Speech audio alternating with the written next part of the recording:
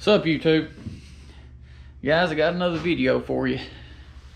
I've been looking forward to doing this video. A lot of you all watch my Red Bull Stone race, and I said I'm gonna be a full-time racer.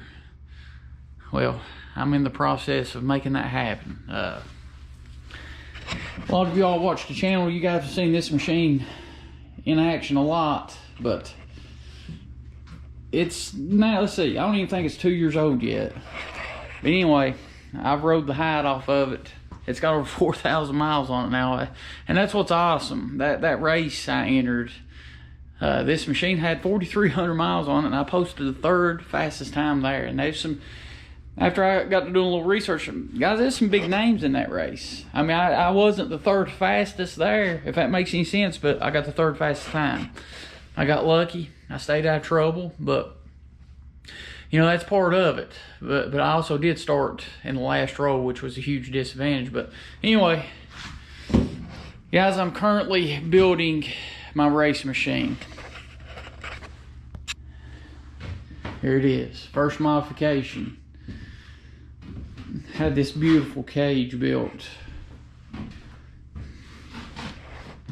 See the difference, guys? That's a Hauser racing cage. It's probably one of the most expensive cages you can get for an RS1. I ain't gonna say the most expensive, but Hauser's very expensive. They do good quality work, but the Hauser cage is still real tall. And don't get me wrong, I want my cage away from my head, you know, pretty good for racing. Well, this one's, the Hauser cage is a 3/4 inch drop from factory. This is a 3-inch drop. I'm still gonna have probably, my head will probably be somewhere right in there at the helm, and I'm still gonna have 5 to 6 inches. But look at this cage, guys. It's beautiful. I love the roof. I like the roof 5 times better on this one. Instead of 1.25 inch cross member, like I'll show you on the Hauser, he stuck with the 1.75 inch tubing. And this is actually a hybrid 095/120 cage. The middle pillar, I told him I wanted all 095, but he went with the 120 here, and I'm kind of glad he did. This will take the biggest hit if you roll it. I mean, this is where all your strength is, vertical wise. This part's a 120, the rest of it's 095. Keep it nice and light. But yeah, this cage couldn't have turned out better. I mean, I'm very happy with the look. I'm happy with just everything about it. I like the way he done 2 cross members up top. Love the roof. I like the handles. But I mean, he could have, I'll put a link in the description. Anybody in the Kentucky, Tennessee, Ohio area, for any of your fab needs, look up Cagedup Welding and Fabrication. He's located close to Harold, Kentucky, and he'll build it however you want. This was what I told him to build, but he can do anything.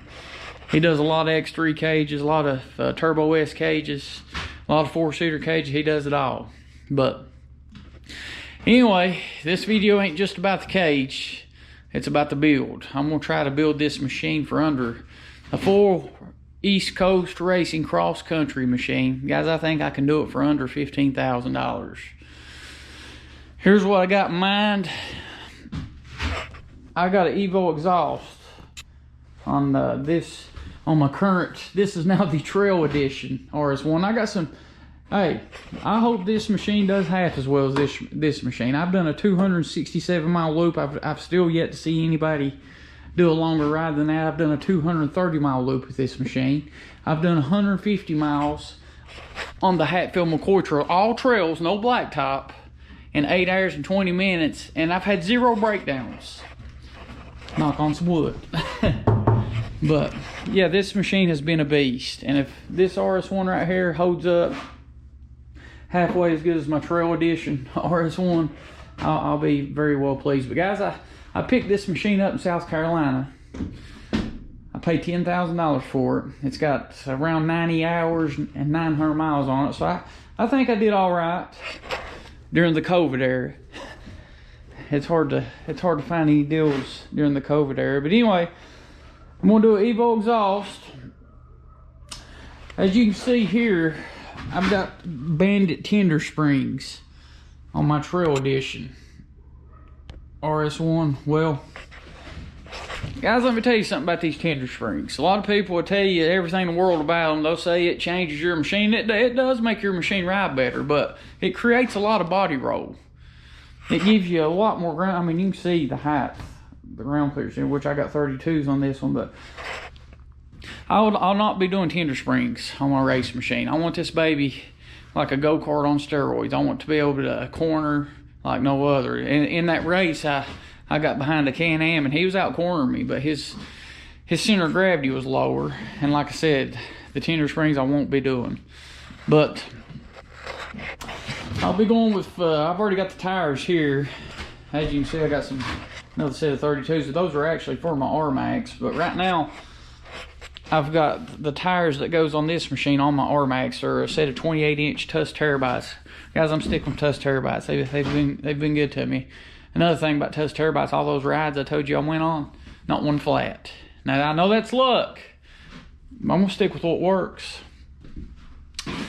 Now, as far as my Trail Edition RS1, I never did clutch it. Well, this machine here, I'm going to clutch it. Only thing I'm going to do to the clutch, I'm going to change the helix. I've spoke with a lot of people. You can run a certain helix. I think Evo uses it. You can run a certain helix, and I think it opens this bad boy up pretty good. As far as tuning, like I said, I'm going to do the Evo exhaust. I changed the helix on the clutching. And tuning, guys, Alba Racing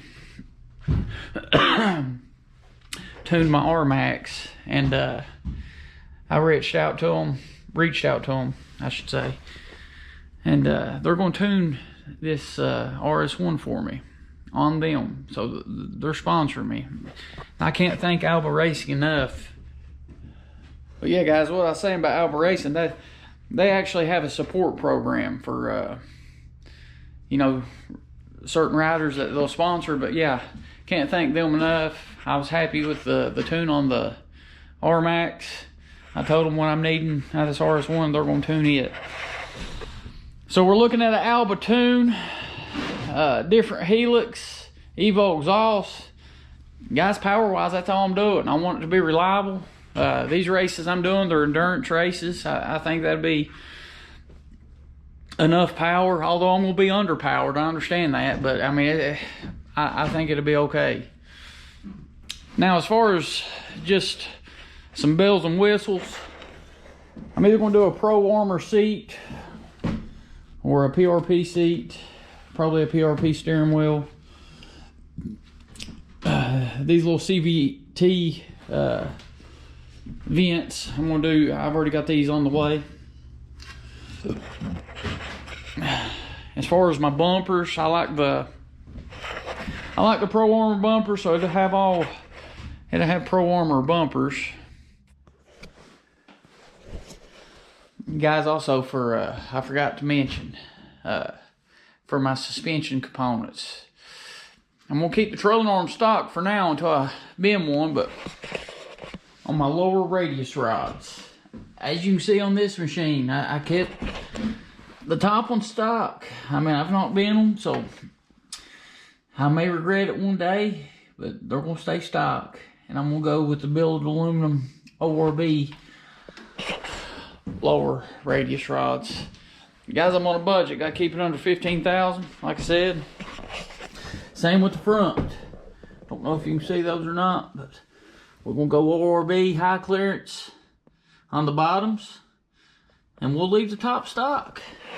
I've had no issues doing that. It seems like your bottom, your lower radius rods and your lower A-arms is the only thing that hits anything. So I may regret it. I had some guy down there at that Red Bull race. He said, you went cheap on your suspension components. You probably won't finish the race.